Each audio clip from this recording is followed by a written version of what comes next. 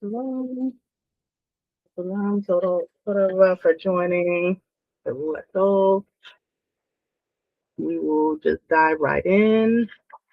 I believe this will be uploaded later to the YouTube channel. So it's recording for now, and we'll just upload the recording for a premiere to the channel subsequently. So we know that the last couple of weeks we began. Where am I, Manning? Shalom, shalom. Shalom again, Sophie Shula. Shalom, Rabbi Aryeh. Toda Rabba for joining. And we will have others joining us shortly. We know the last weeks we've been going over the first Mishnah of Tractate Niddah, speaking about the discovery of a woman's Niddah, the discovery of a woman's discharge, and the idea of the retroactive timing, the retroactive state of what we call impurity. We've gone into the specifics of the halakha of the retroactive tameh being applied specifically to women who are handling the tohorot, so the Levitical sacrifices, the sacred foods, and we also discussed how every woman, being the proverbial Shekinah of her home, each woman, each wife, each mother, being the Shekinah of her home, also manages the purity of the home and maintains the sanctification of the Kedusha of the home by ensuring the purity of the foods. This is why cross-culturally, across the continent and the diaspora, we know that it has always been taboo for women to cook or prepare food or handle food when they are niddah, when they are menstruating. Also, we know that somewhere on that deep inner subconscious level, we've also noted the ethics of a woman cooking or preparing food, especially for a man, when she is not his wife. And we've also discovered that any woman, every woman that is not your wife is niddah. So niddah is not only a state of physically bleeding and menstruating, it is a state of being forbidden to that man because she is not sanctified in the Kedusha as his wife. She has not been set apart and consecrated to him through the halakha of marriage as we know it. We left off in our last text with the understanding that the impurity or the tameh of niddah is transferred to the man with whom a woman cohabits during niddah. We also connected this to the story of Dinah and Shechem, understanding the rectification of Yesod as the broader work, the microcosmic work of the unification of the Vav and the Hey, Hakadosh Baruch Hu and his Shekinah, the Za and the Nukva in Yakud. And in that rectification, through the rectification of Yesod and the ascension of Malchut, we understand that Dinah, the dinim of Niddah, was rectified and purified through that act. And subsequently as well, the Niddah transfer to Shechem was likewise purified through his circumcision, the Brit Milah. Now we will move on to the next portion of the Mishnah. And this week I'll actually be reading out of the Mishnah Elucidated. I'll be switching up. I'll be alternating between the two. So we, again, as a reminder, we have our Tractate Niddah, Talmud Yerushalmi, and we also have our Mishnah Elucidated. I'm going to share my screen. pull up our text.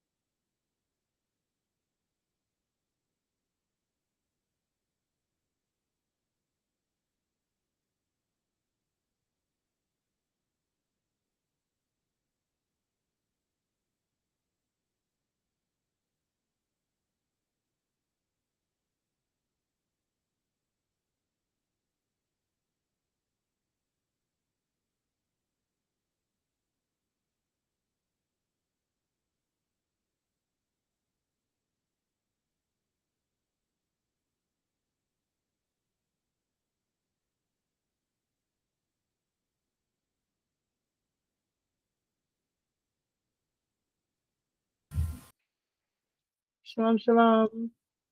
Shalom, Apoti Kailia. I see that you've joined us. And let me know if you all are able to see the text on the screen.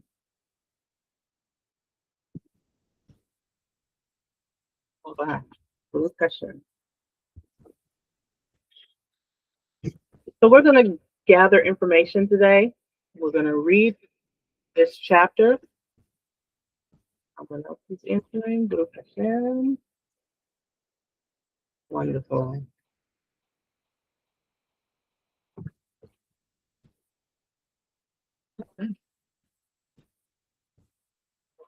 Others that are joining.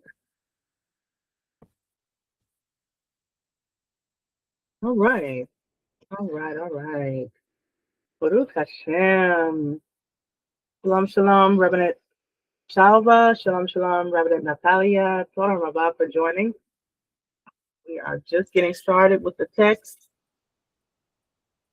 We're going into a new chapter of the Mishnah this week, and we will be exploring some interesting encoded wisdom into the different colors of discharge and blood, and the process of examination before and after cohabitation.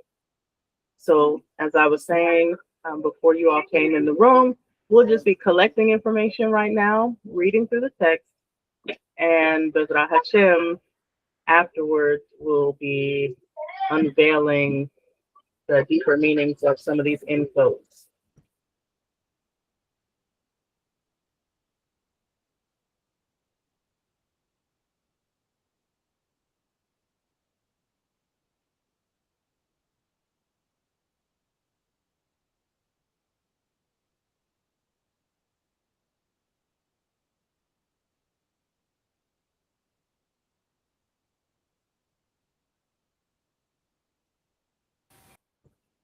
Shalom again, Rabbinate Shalva. So we'll begin. I'm reading from the book here, but I do have the text on the screen.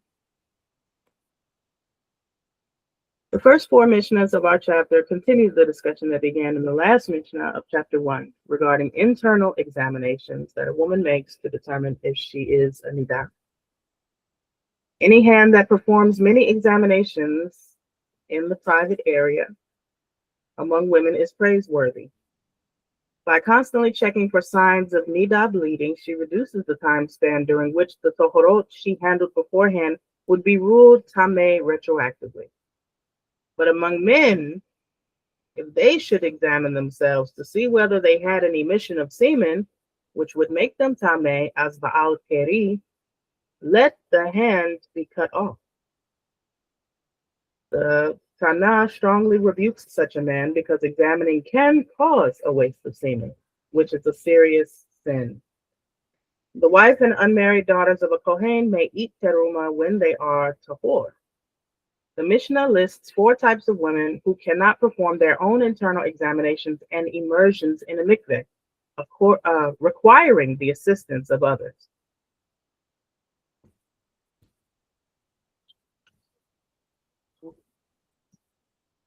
For the commentary, if a woman discovers that she had a discharge of Niddah blood, the Tohorot that she touched during the previous 24 hours will be tameh out of doubt that she might have already been a Niddah at that time. Now, this law applies to Tohorot that she touched since her previous examination. Tohorot that she touched earlier remain tahor, pure. By performing multiple examinations, she reduces the time span during which the Tohorot she handled beforehand would be ruled tameh retroactively. Thus, the examination can prevent Tohorot that she touched before her previous examination from being needlessly treated as being tameh, impure. The examination also helps her avoid having relations with her husband when she is a Niddah. This Mishnah is dealing specifically with a woman who handles Tohorot, sanctified food such as teruma, the tithe, and the meat of korbanot, offerings, which would become unfit if touched by a Niddah. Women who are not involved in handling Tohorot need not perform any of the examinations mentioned in this Mishnah. A man who has an emission of semen becomes tameh, impure, and is forbidden to eat teruma, the tithe, and the kodashim, the sacrificial food. In addition, Ezra the scribe decreed that he must immerse himself before studying Torah or praying. The cutting off of the hand is not to be taken literally. Rather, this strong expression used by the Mishnah is meant to show how offensive such an act is in the eyes of the sages. It is prohibited for a man to perform even a single examination of himself, which may cause a waste of semen. Now we move on to the 4 types of women. Regarding a deaf-mute woman, such a woman is not considered mentally, such a woman is considered mentally deficient and may not carry out her own examinations.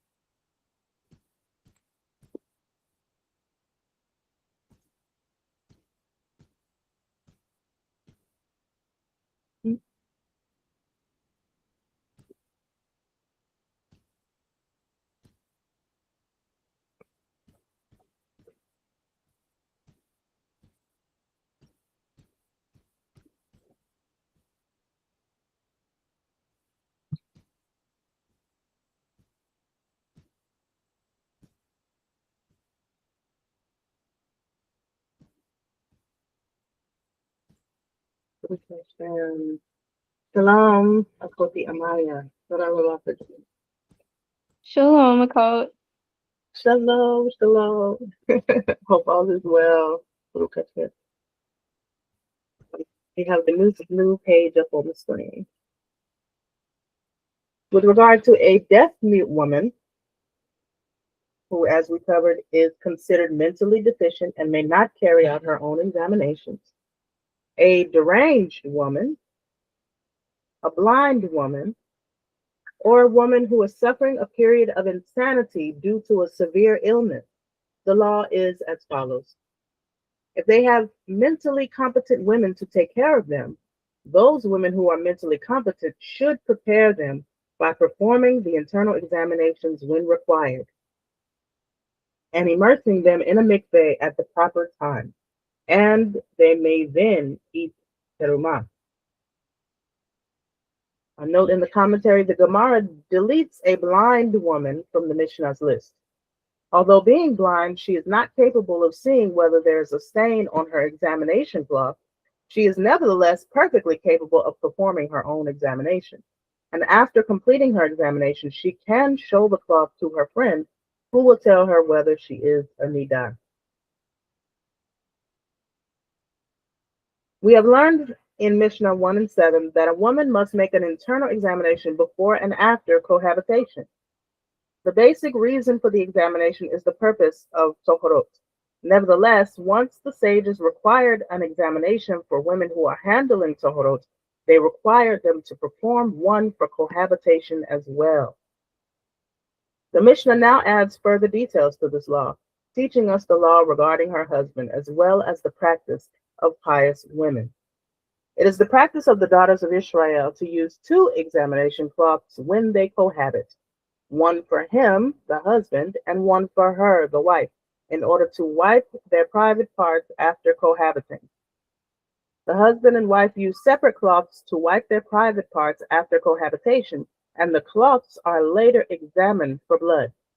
While the woman must examine herself before and after having relations, the husband examines himself only after having relations to see if there is any Niddah blood on the cloth, in which case they would both be Tameh. The pious women prepare for themselves a third examination cloth as well, in order to prepare the house to examine herself before marital relations. Note in the commentary, actually all women involved with Tohorot, not only the quote-unquote pious ones, are required to perform this examination. However, that Mishnah requires only that she use one cloth before cohabitation, which may be used again many times. Our Mishnah teaches that pious women are stricter and use a separate cloth before each cohabitation. They would do this because the first examination will dull the whiteness of the cloth and might prevent a drop of blood from showing up clearly in the next examination.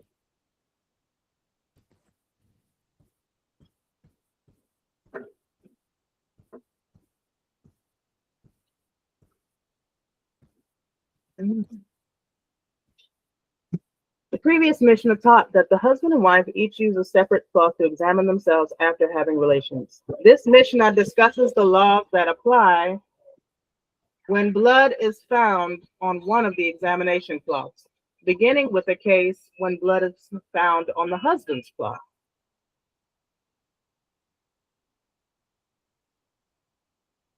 If blood is found on his examination cloth,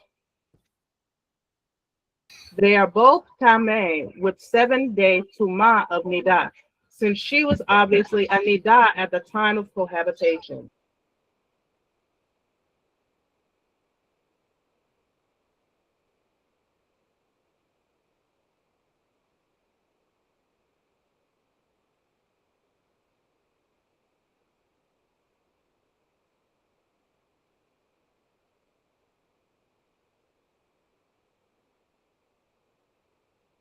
And each one of them is obligated to bring a chatat offering for the unintentional transgression because they cohabited while she was a Niddah. If blood is found on the woman's cloth, however, the law depends on how much time passed before the examination, as follows. If blood is found on her cloth immediately after cohabitation, they are both tameh with tumah of a Niddah, since she was certainly a Niddah at the time of cohabitation. And each one of them is obligated to bring a chatat offering for having relations while in the state of Niddah.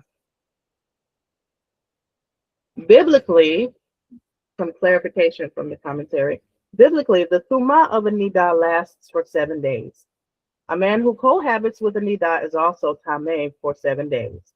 See Wayikra or Leviticus 15 and 24. When blood is found on the husband's examination cloth, the blood must have come from the woman during cohabitation. Therefore, both the husband and wife are ruled tameh. This is true even if he waited a long time before wiping himself. When blood is found on the woman's cloth, however, the law will depend on how long after cohabitation the examination was performed. A chatat is brought by someone who unintentionally transgresses a Torah prohibition that is punishable by karet. A man and woman who intentionally cohabit while the woman is a Niddah are both subject to karet. Therefore, in our case, both the husband and the wife bring a chatat offering. This is speaking of where they had relations right before the time when her menstrual period was accepted and thought that they would be able to complete the act before menstruation. However, they did not manage to do so. If they had relations at a different time when her menstrual period was not expected and she discharged blood at that time, they are not liable to a chatat since the matter was beyond their control.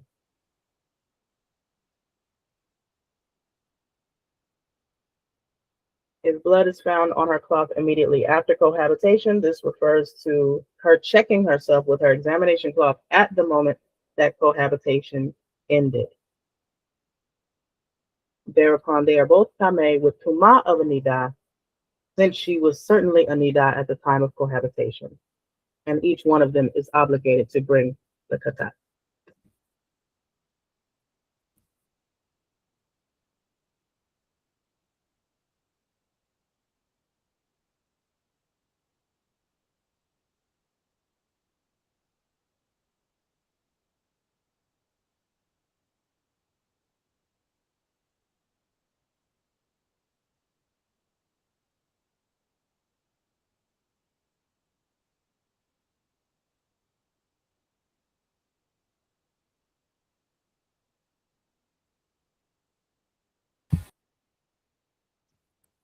If, however, blood is found on her cloth after a time, that is, she did not check herself immediately, they are both tameh for 7 days, because of the doubt that she may have been a niddah during cohabitation. And they are both exempt from bringing a khatat offering, since this offering is brought only when the person has certainly transgressed a prohibition. The previous Mishnah taught that if blood is found on the wife's cloth immediately after cohabitation, both the husband and wife are tameh with tuma of niddah, since she was certainly a niddah at the time of cohabitation. However, if blood is found on her cloth after a time, that is, the examination was not performed immediately, there is a doubt whether she was a niddah at the time of cohabitation. The Mishnah now defines how long the period of after a time lasts and teaches the law that applies after that time. What is included in after a time? That is, for how long does the period of after a time last? It lasts for the time that it takes her to go down from the bed and wipe her private parts, literally translated as her face. Thus, if she examined herself any time immediately after cohabitation, until the time that it takes her to go down from the bed and wipe her private parts, and she finds blood on the cloth, both she and her husband are tameh out of doubt. Now, remember, all of this language is encoded, as the oral tradition is. The beauty of the oral Torah, the oral tradition, is although clearly we can see it has been written down, it has been compiled and preserved, we can go to the store, go to the bookstore, we can order online these books of the Talmud, of the Gemara. What preserves its sacredness and sanctity as the oral tradition is the encoding of the language, how densely encoded the language is. So this creates and maintains the act of preserving transmission, as we say, from mouth to ear. So we do not merely open up a book and read it word for word and intellectualize over our own understanding, our own interpretation of what we're reading there. That would be too easy, obviously. So the wisdom of our ancestors, the wisdom of the sages, has preserved the text while also maintaining the necessity of transmission at the foot of a master. So it is only the true masters who are able to decode the language so that those who just merely go into a bookstore with profane eyes and open it up and think they understand just by simply reading the literal words, they're not able to grasp the gems therein. So, of course, keep that in mind.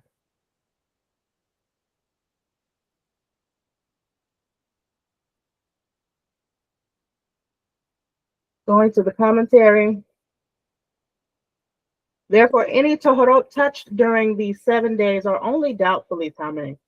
Tohorot that became tameh may not be eaten and must be burned. Here, however, their 7-day tumah is doubtful. Therefore, although any tohorot touched during these 7 days may not be eaten, since they may be tameh, they may not be burned, since they may be tahor, in which case it is prohibited to burn them. They are therefore left uneaten and unburned. This doubt certainly applies to tohorot touched by the husband, since we are uncertain whether the wife was a niddah when they cohabited. Similarly, any tohorot touched by the wife at the time of cohabitation are subject to the same doubt, which we should be able to ask. Why would she be touching the tohorot during cohabitation? Again, why the language is encoded. With regard to tohorot that she touched after cohabitation, see Mishnah Acharona. Another note, however, they are both obligated to bring an Asham Talwi offering, which is brought by a person who is in doubt whether he mistakenly transgressed a prohibition that would be subject to a katat had they been certain that they transgressed the prohibition.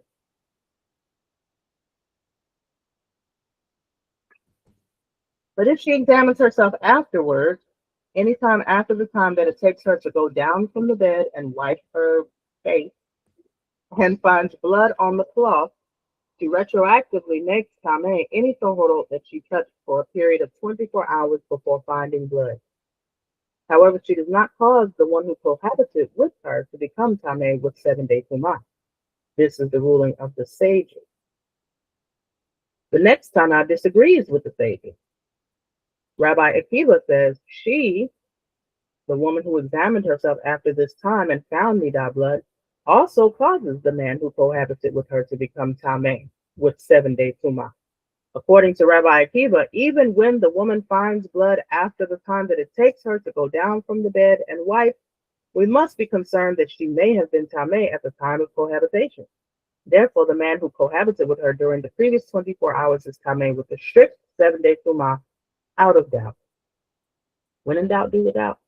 What they say. The Mishnah concludes with a case in which the sages agree that Rabbi Akiva.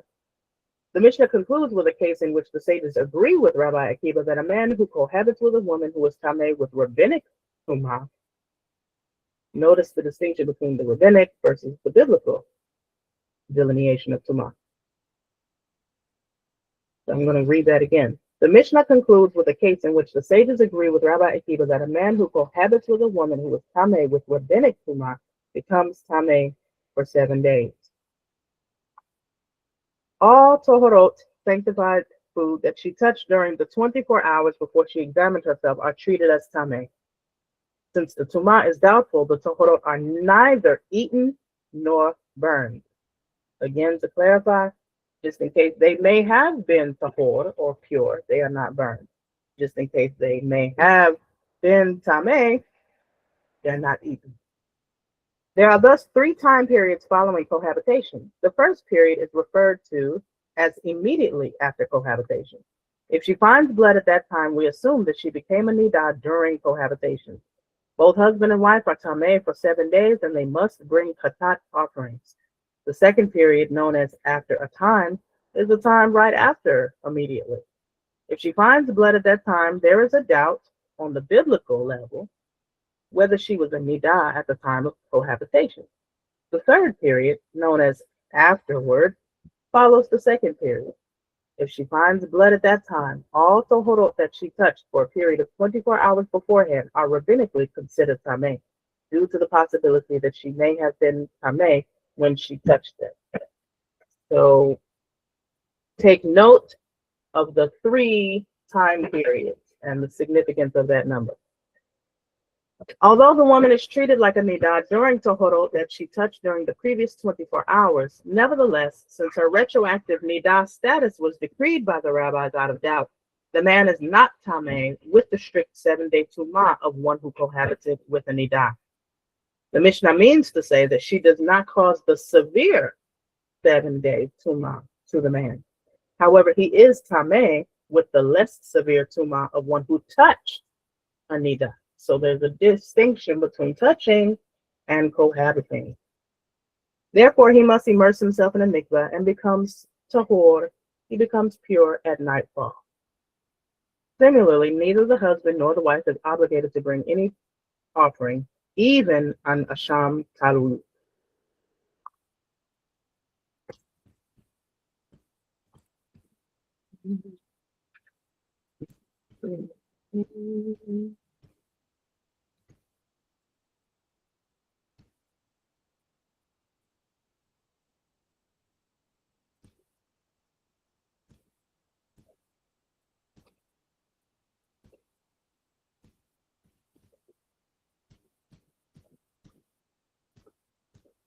The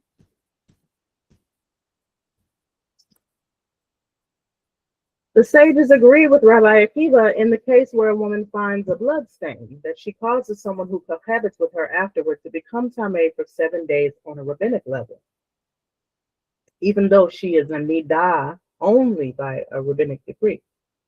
All women are in an assumed state of tahara, purity, for their husbands.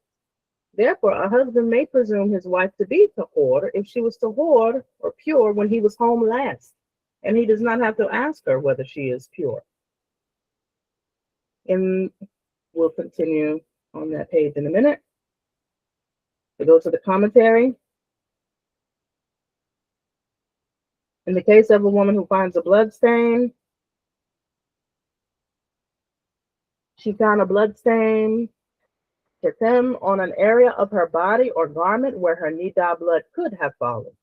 Such a blood stain makes the woman tameh on a rabbinic level. In the Mishna's previous case, where the woman discovered blood on her examination cloth after relations, she is considered tameh for the previous 24 hours by rabbinic decree. Nevertheless, according to the sages, the man who had relations with her during that time does not become tameh for 7 days. On the other hand, where she finds a blood stain on her body or garment and is similarly tameh by rabbinic decree, the sages agree that the man who cohabits with her afterward does become tameh on a rabbinic level for 7 days. Although in both cases a man cohabited with a woman who was in a rabbinic state of niddah, there is a difference between the two cases. The retroactive tumah decreed by the rabbis is merely a precaution, so that tohorot that might be tameh are not eaten. Therefore, the tumah is limited in nature, and the man who cohabited with the woman during the 24-hour retroactive period does not become tameh for 7 days. A blood stain found on her body or garment, however, is considered enough evidence that she is now a niddah. Therefore, although this tumah too is on a rabbinical level, a man who cohabits with her from now on is liable to the 7-day tumah as well. Even if her husband has not been home for a while, he may assume that since she was tahor, pure, when he left her, nothing has changed. And she is tahor, and if she did become a niddah, she followed the required procedure and immersed herself in a mikveh. However, if the woman was a niddah when her husband was last home, he cannot assume that she has since immersed in a mikveh and is now tahor. This law applies as long as the time of her expected menstrual period has not yet arrived. In the case of men who come home from a journey, their wives are in an assumed state of tahara for them.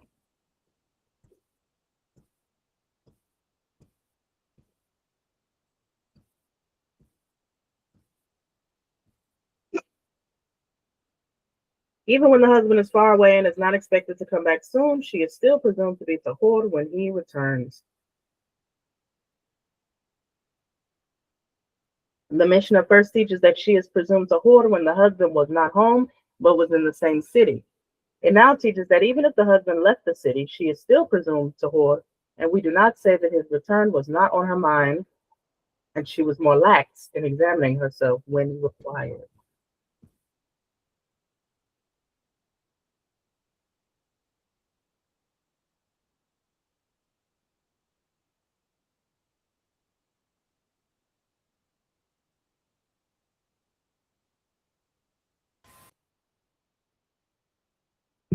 We learned in Mishnah 1 and 7 that a woman who handles tahorot must check herself to see if she is a niddah before and after having relations.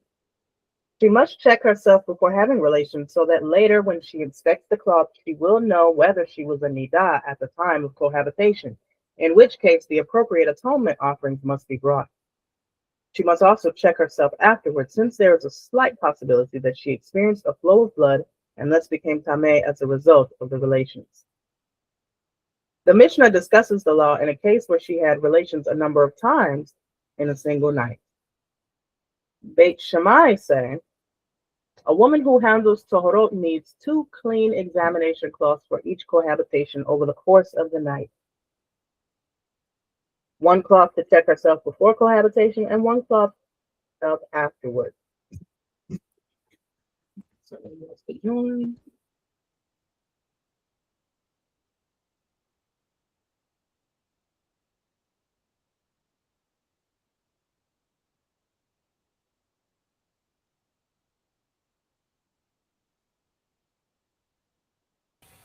All right. Baruch Hashem. Shalom, Akoti Mandy. So good to have you. We missed you.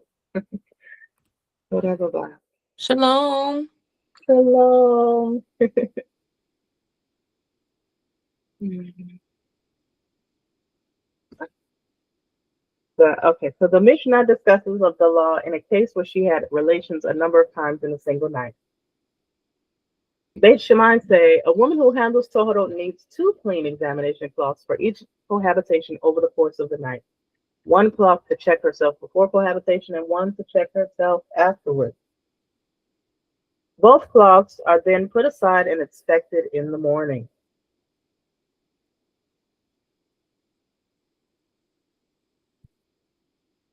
So back to the commentary. Beit Shammai require all women, not only pious ones, to use 2 new cloths for each cohabitation. 1 cloth for beforehand and 1 for afterward. This is because they are concerned that the woman may become a Niddah during the first cohabitation by blood leaving the womb without leaving her body. If she does not make an examination at that point, we are afraid that during the second cohabitation, the husband's semen could cover this blood that has not yet left her body. Even if she examines herself later, the blood would not be recognizable on the cloth. By making separate examinations with separate cloths for each act of cohabitation, this problem is prevented. Since the basis for the requirement to perform an examination is to make certain that a woman who will be handling Tohorot did not have a discharge of Niddah blood while cohabiting, the cloth need not be inspected immediately, but can be inspected in the morning, since she is not likely to be touching Tohorot until the next day. However, we can rely on the inspection in the morning only because she uses a separate cloth for each cohabitation. Otherwise, there is a concern that any blood on the cloth might be covered by semen when she wipes herself after a later cohabitation. If she wishes to use 1 cloth, she must cohabit by the light of the lamp. Now, this is very important to take note of. I don't want to jump the gun. I can't say too much too soon. Cohabit by the light of a lamp. Keep that in mind. That is, she must check herself after each cohabitation and examine the cloth by the light of a lamp.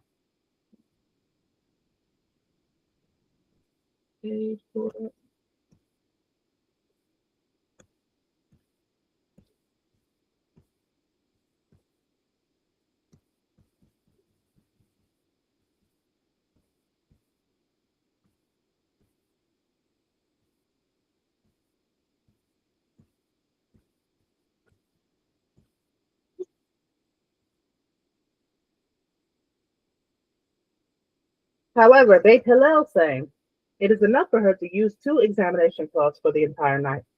She checks herself with 1 cloth before the first cohabitation and with the other cloth after the last cohabitation, no matter how many times they have relations during the night. The cloths are put aside and examined for blood in the morning. In this Mishnah and those that follow, the Mishnah will teach that not all blood that emerges from a woman's private area makes her Talmeh. Now it starts to get really interesting. Keep, stay with me. Rather, it depends on the specific source of the blood and the color of the blood. Our Mishnah describes various areas of a woman's reproductive system and adjoining internal organs by comparing them to the layout of a building. The sages presented an analogy to describe the reproductive organs of a woman.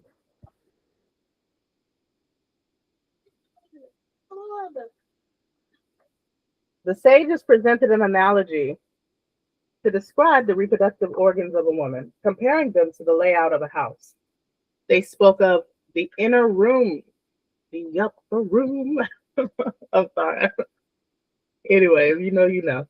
They spoke of the inner room, the womb, the corridor, the canal leading to the womb, the attic, a chamber located above the canal and the womb. A small passageway connects the upper chamber, the attic, to the canal, the corridor.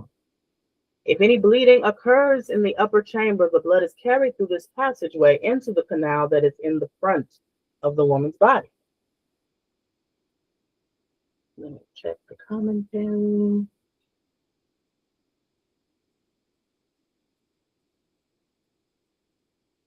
Oh, yes. Back to the light of the lamp. Told y'all to take note of that. In this case, the commentary says, where she is using the same cloth, she may not wait until the morning to examine the cloth, because any blood on the cloth might become covered with semen when she wipes herself after a later cohabitation. This would make the cloth appear clean of any traces of blood, when in fact it is not. Beit Shammai certainly do not mean that the couple should engage in marital relations by the light of a lamp, since the halakha requires that relations take place in the dark. Keep that in mind. Rather, they mean that the cloth should be examined by lamplight.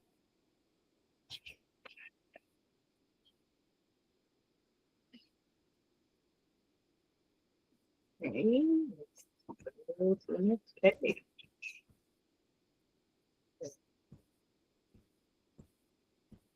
Again, just collecting information. We will do the excavation and exploration and decoding as we go along.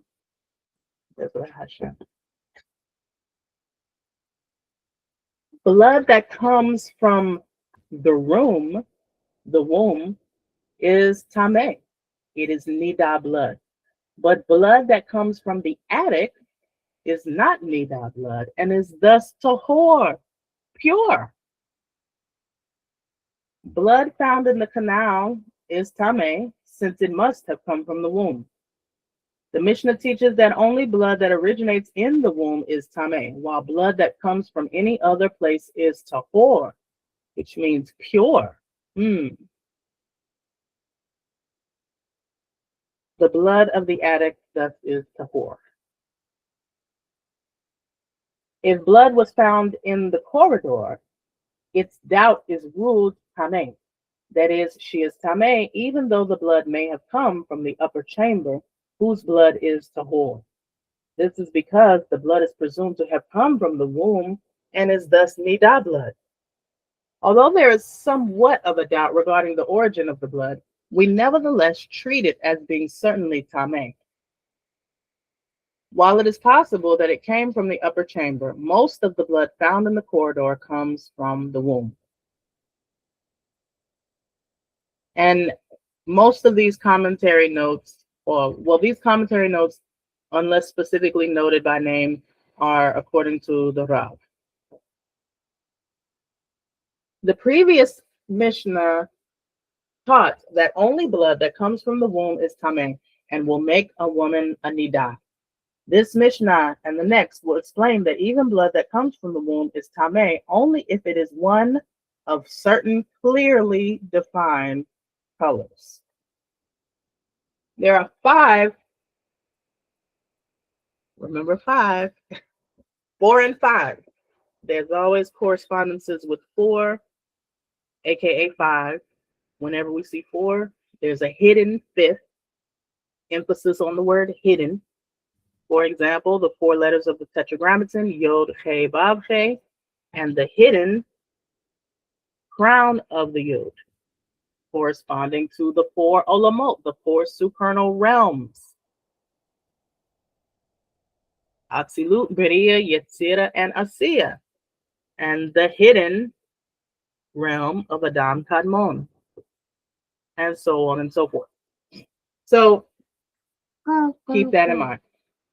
There are 5 colors of blood that render a woman tameh as a niddah, as follows.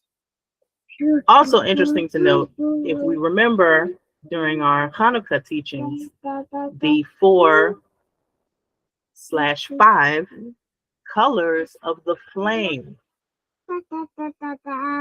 Also important to keep in mind as well. There are 5 colors of blood that render a woman tameh as a niddah, as follows: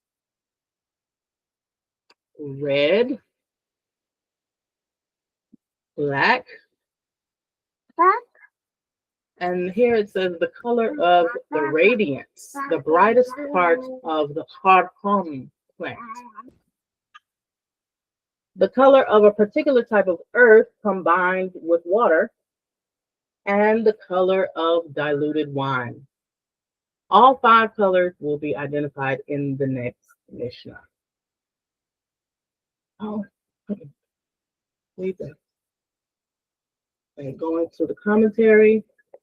Let's see. If, however, the color does not match one of the colors listed here in the Mishnah, she remains tahor, pure. Today, we are no longer able to distinguish between tameh and tahor shades of blood discussed in the Mishnah. Oh, I wonder why that is. Therefore, any bleeding which is even remotely red must be judged as tameh. In practice, all questions must be decided by competent halakhic authority. Let's go to another page.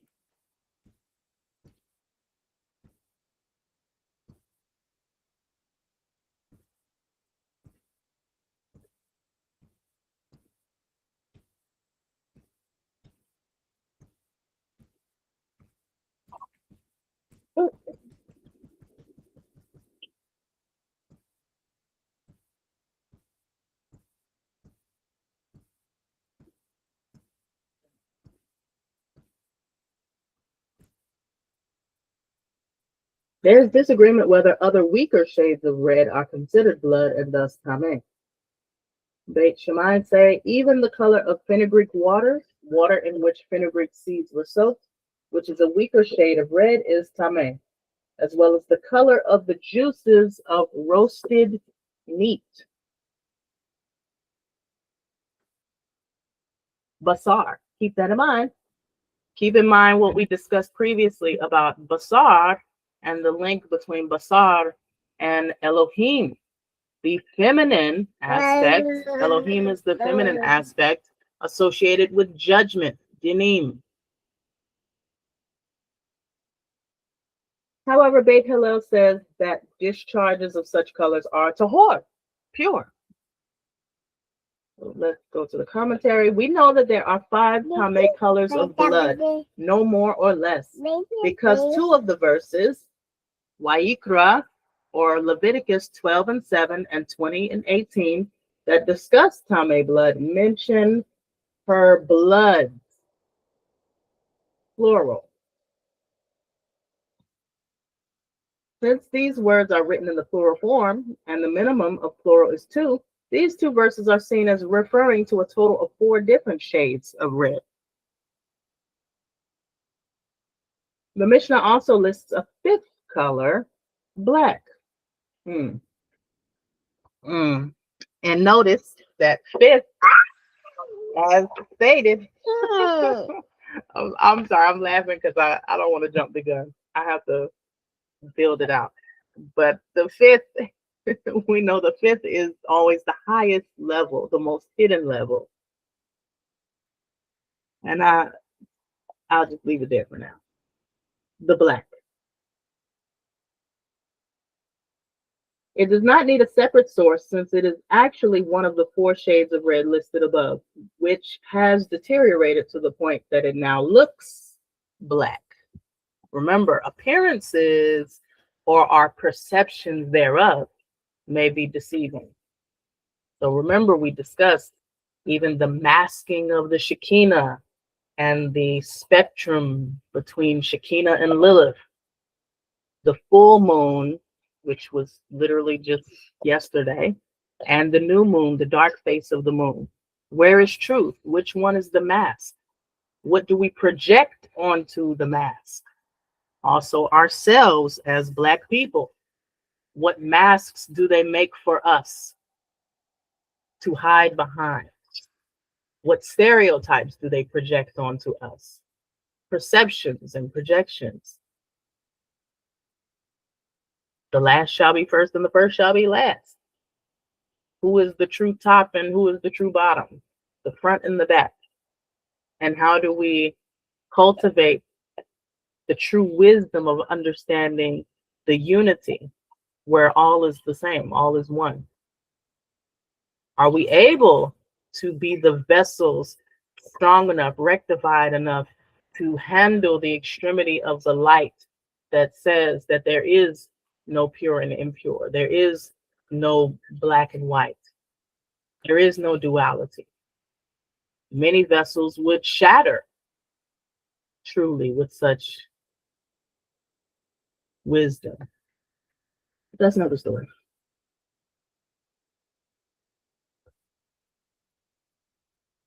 So they also spoke about the color of fenugreek waters, water in which fenugreek seeds are soaked. Fenugreek is a white flowered plant of the pea family, which is commonly used as an herb. When it is soaked in water, the water turns a light shade of red. What's also interesting to note is that fenugreek is particularly beneficial for the female hormonal ecology. So fenugreek is highly beneficial for optimizing conception, optimizing your quality or the woman's quality of cervical fluids. We know the importance of, let's say, how do I say this politely? We know the quality of moisture is not only for the sake of ease of entry and pleasure, but it is actually functional. The varying degrees of differing texture and viscosity of cervical fluids, or the woman's moisture, her nectars, I like to say, the different qualities of nectars delineate the possibility or probability of conception. So fenugreek is used in that area. Fenugreek is also highly beneficial for optimizing lactation for nursing mothers and the quality of the milk, which it's also important to note that milk is a byproduct of the mother's blood, which is very interesting when we think about, as we've talked about before, the consciousness, the wisdom, the chabad, the hokmah, bina, and da'at that is passed from mother to child. Even the information and memory passed through the breast milk that science has proven. Not just Torah, but actual modern science is now starting to tell us that the benefit of breastfeeding is not simply nutrients and vitamins. It is actual memory and intelligence of the mother. So when we think about this consciousness being passed, we also understand the blood is the soul. So the soul of the child is the soul that is passed by the mother, from the mother, of the mother, through her milk, her blood, a byproduct of her blood. Something to think about regarding the fenugreek seeds.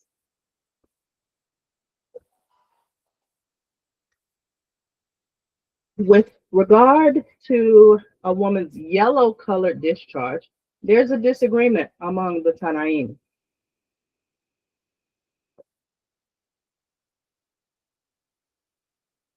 I'm just looking over the commentary.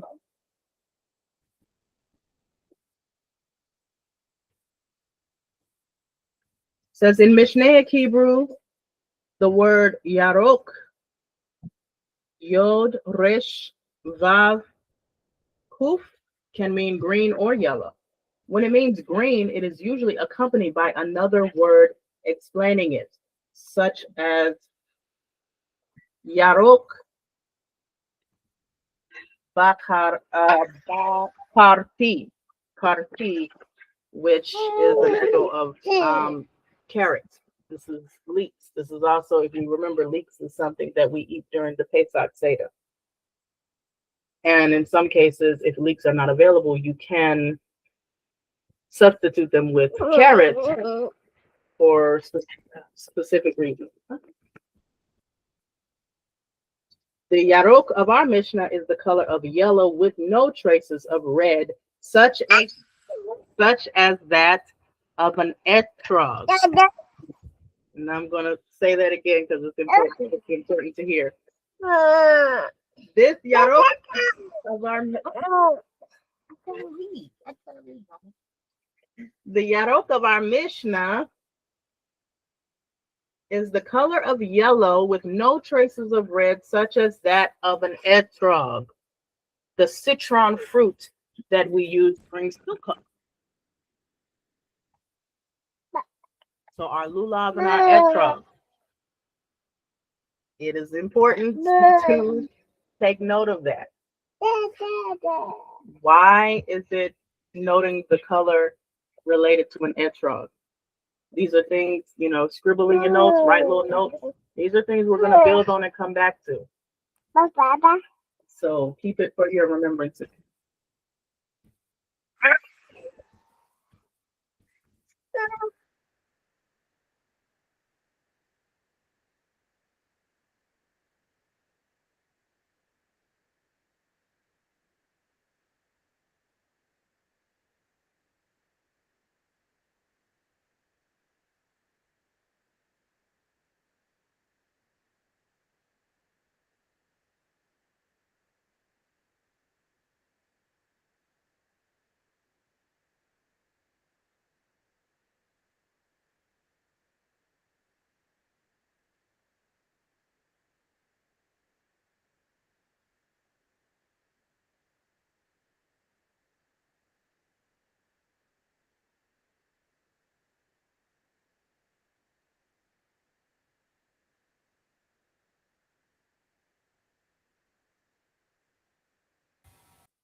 All right.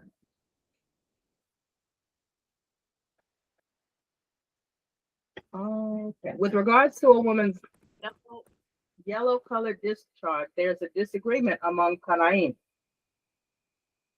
Akavia bin Mahalalel declares it tameh, but the sages declare it tahor.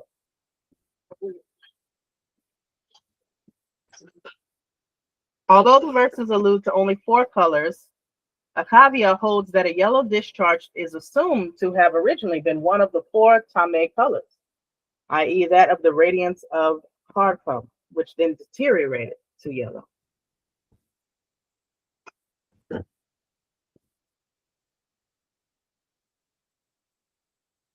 Here too, the Tanakh Kama, who does not list yellow among the 5 colors that are definitely tameh, holds that yellow is only questionably tameh. There are then 3 opinions regarding the status of a yellow discharge, just as there are regarding the 2 shades mentioned by Beit Shammai above. The Tanakh Kama holds it is questionably tameh, Akavia holds it is definitely tameh, and the sages hold it is tahor. So anytime we see these differences of opinion, it's also important to note that. And I would even add, for those who keep notes, write these names down. And it's good whenever you see a rabbi's name mentioned, it's good to even investigate the name. What does the name mean? And how does it connect to this particular Mishnah or this particular halakha or this particular portion of the text? You'll find some really amazing connections often.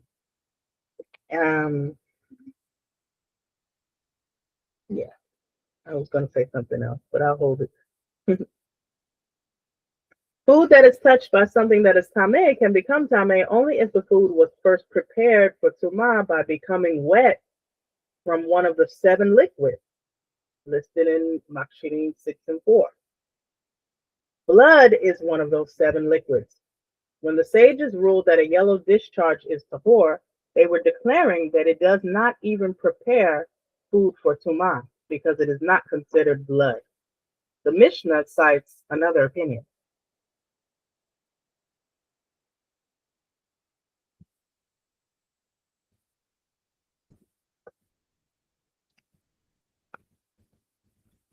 second.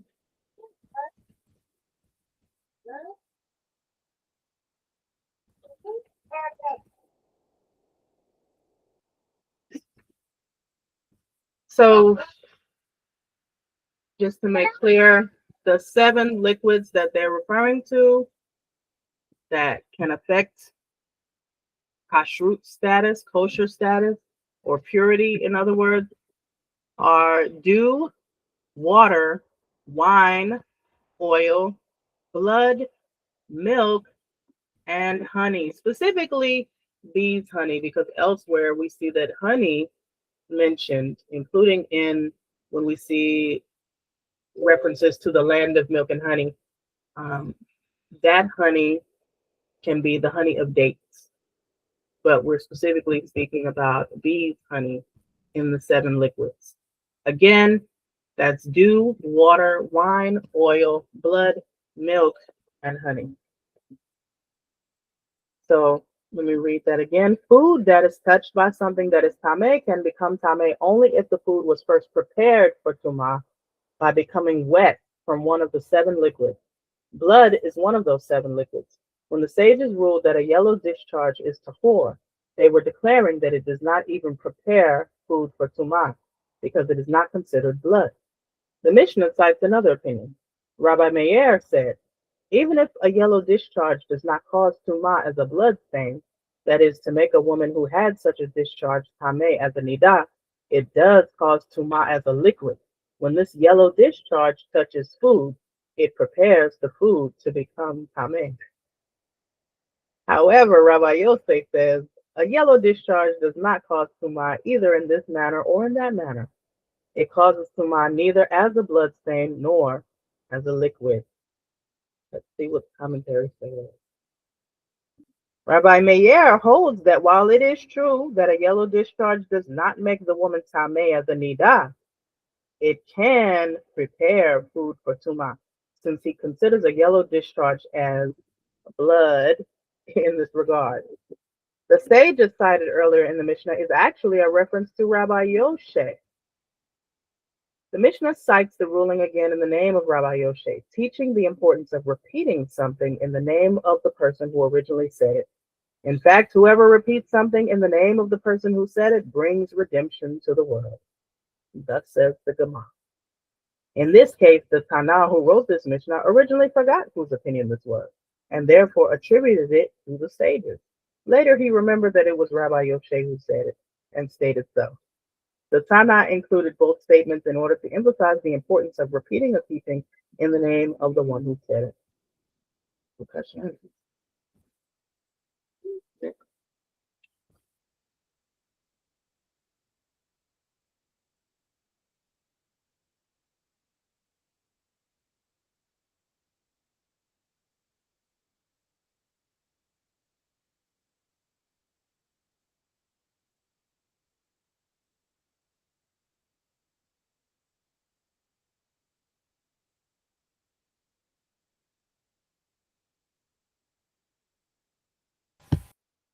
The Mishnah now identifies the 5 colors of Niddah blood that were listed in the beginning of the previous Mishnah.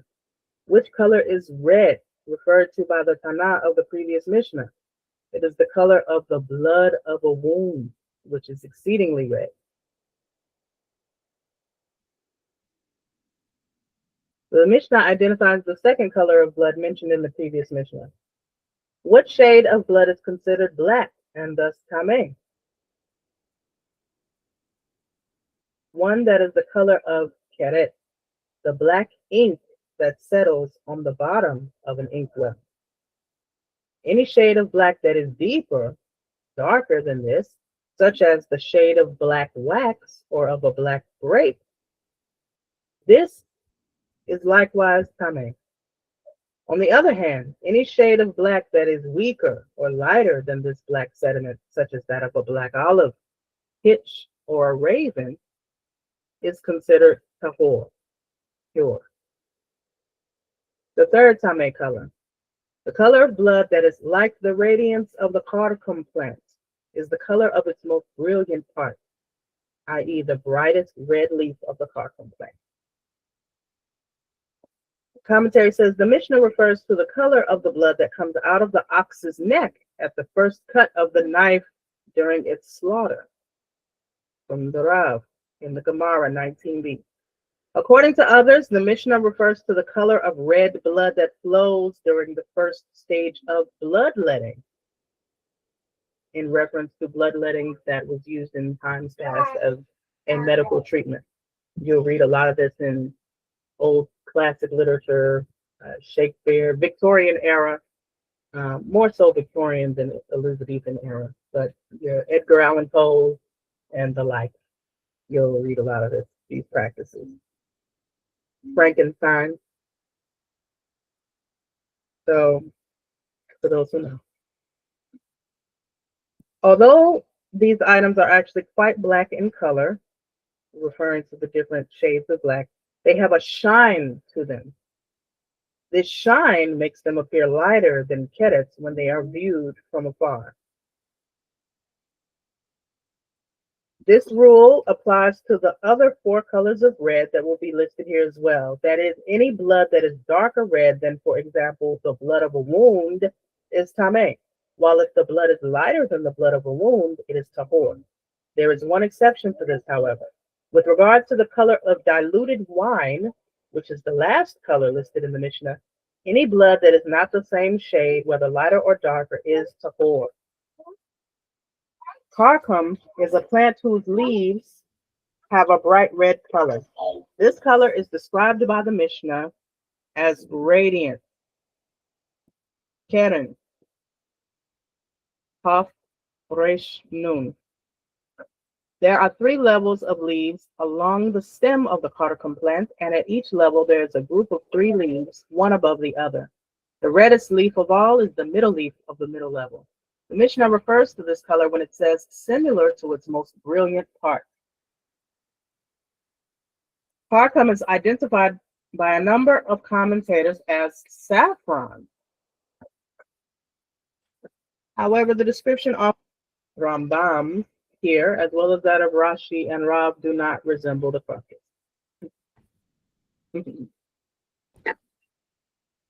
Lots of special things about saffron. All right, the last page. It's actually we made it.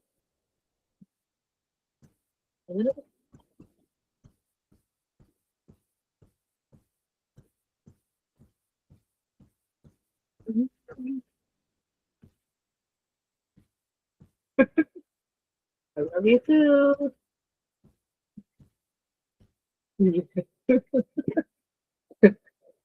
All right, the final page. The 4th color. The color of blood is like the earth water.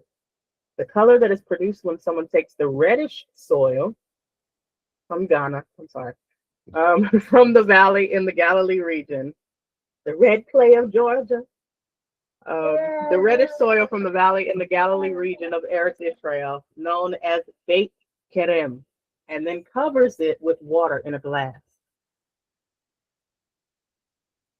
The earth and water are then mixed together. This mixture is compared to the blood while the water is still murky, not when it settles. The 5th color, the color of blood that is like diluted wine, is the color of red wine that is diluted according to the ratio of 2 parts water and 1 part wine mixed together. I just have to say that Manischewitz. If anybody, there's a whole thing about mevushal and non-mevushal wine, for those who know. In fact, halakhically, we do not say a blessing over any wine that is mevushal. It's only valid if it's said over non-mevushal wine. So even wines that are listed as kosher, but they're mevushal, they pretty much don't have the kedusha. So it's not meriting any to say a bracha over it. Long story, not for this time. But I was just gonna jokingly say here that Manischewitz, which is mevushal wine, is so sweet. Like, It just tastes like drinking grape jelly, and I was just like, oh my gosh.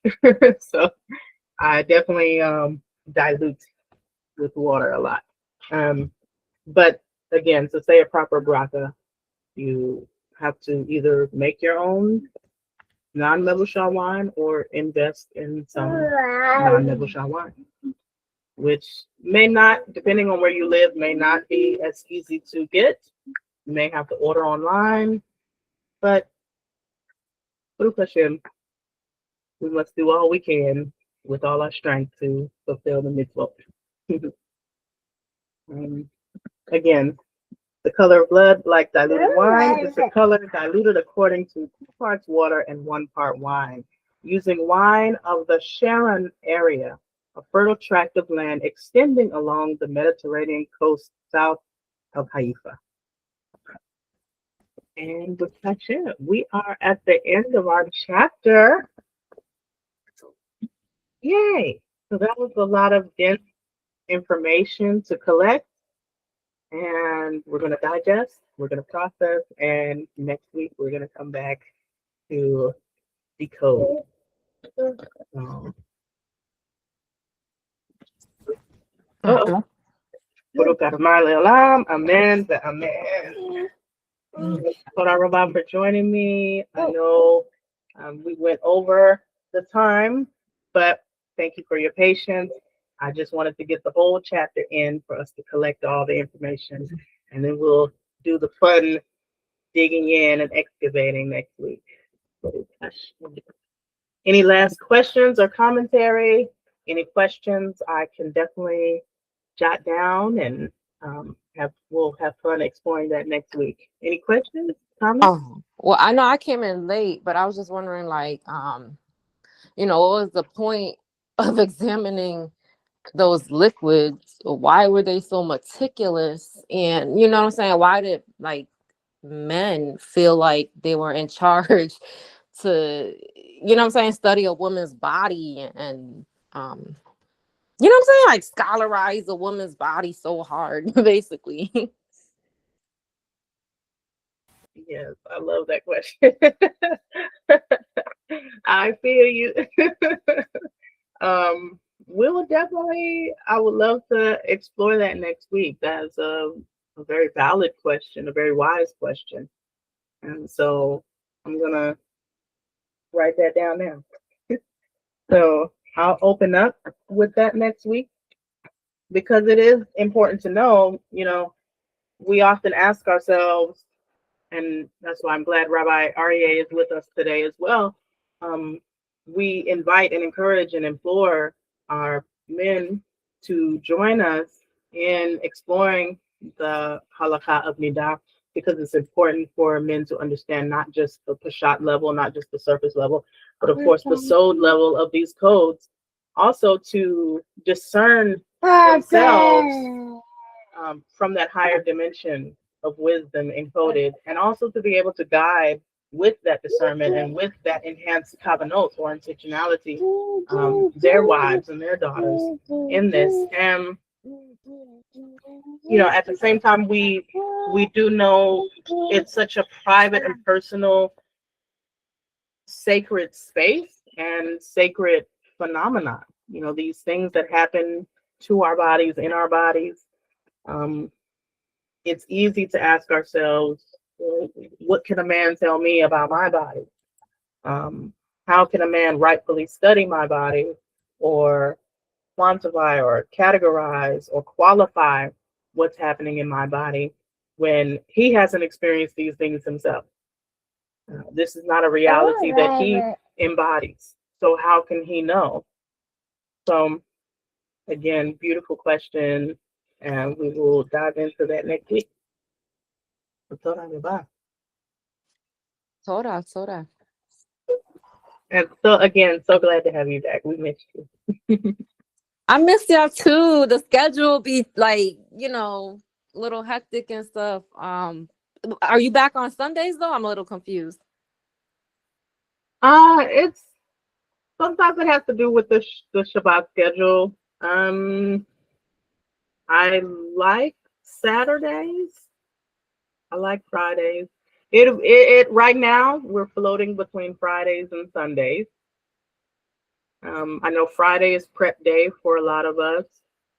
Saturday is Shabbat for a lot of us, and a lot well, I won't say a lot, but there are some who feel conflicted because they want to keep the Shabbat, they want to stay off the electronics, or they may have synagogues and congregations to go to. Um, Sundays, it's there's a lot of classes that we have and meetings on Sunday. So again, we try to be a little flexible and fluid, but between Friday and Sunday, it'll be one of those 3 days. Okay. Right now, I'm thinking primarily Friday or Sunday to prioritize Shabbat, obviously, because we do have a very heavy Shabbat study, the Parsha study that we do, and that's most of the day on Saturday. And then again, for people who are going to synagogues and congregations. So Friday or Sunday. Bezrat Hashem. Bye, everybody. Shavua Tov, and see you all next week. Shalom. Shalom.